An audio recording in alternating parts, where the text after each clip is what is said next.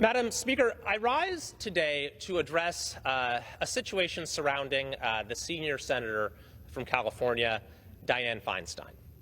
The latest news is that our governor, Gavin Newsom, is now talking about appointing Oprah to the U.S. Senate as a replacement.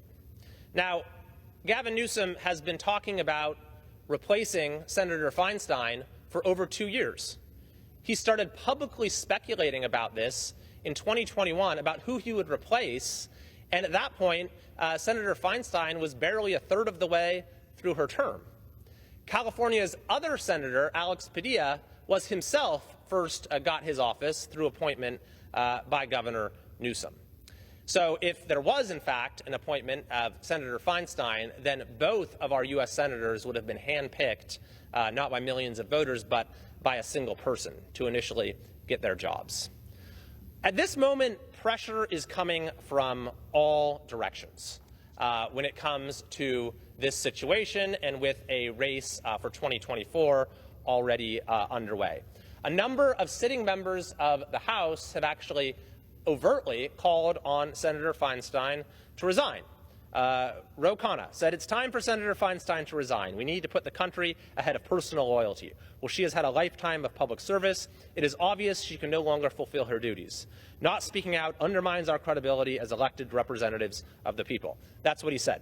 You also had Congresswoman Tlaib, as well as Congresswoman Kamala Gurdjieff, make similar comments urging the senator to vacate her office.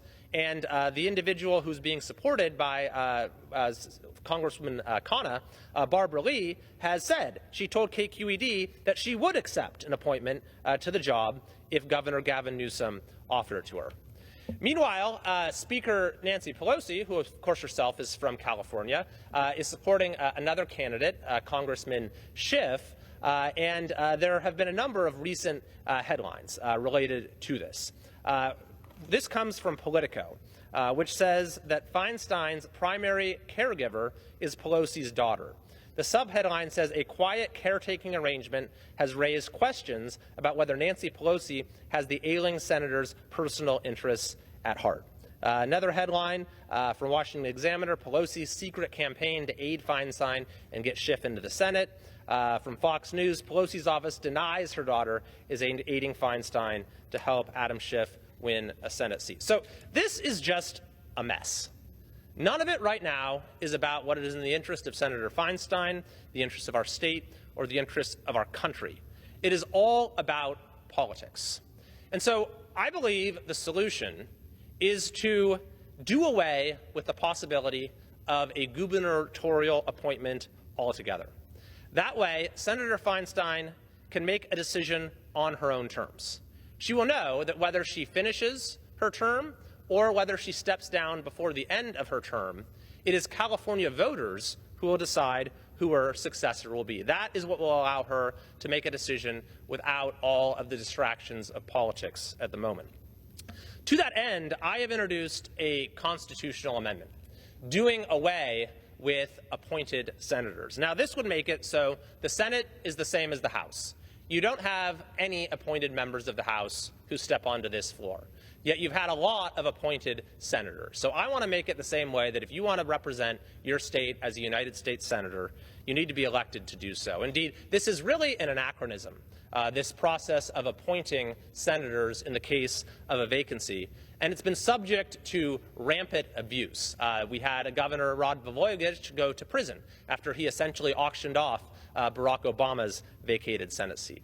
We've had governors who have appointed family members, who have appointed their spouses. Several governors have even appointed themselves. So I am calling on members of the House and Senate to join me in passing that to do away with this anachronistic, anti-democratic process of appointing senators. But in the meantime, this almost certainly will not take effect prior to the current situation with Senator Feinstein being resolved. So I am calling on the state legislature in California, which has oversight over election laws and itself is responsible for creating the procedure for a gubernatorial appointment, to address the situation. And there's actually a little bit of a backstory here, because when Senator Padilla was appointed to the Senate following the election of Kamala Harris as vice president, I raised an issue at the time with the legality of that appointment. And actually, the state legislative analyst's office, or legislative counsel's office in California, agreed with me that it would not be constitutional for the governor to appoint a senator who would then serve out the remainder of Kamala Harris's term, which was set to expire in 2022. And the reason for that is that the Constitution, the 17th Amendment, only allows temporary appointments. So if you appoint someone who serves the rest of the term, that's not temporary, that's permanent. So what the legislature did in response to the legal issue I raised and that the Legislative Counsel's Office agreed with me on, is they passed a bill to say that, okay, we will have a special election to determine who the new senator is going to be and who's going to finish the term, but we're not going to have that special election until the next election. So that actually happened in November of 2022.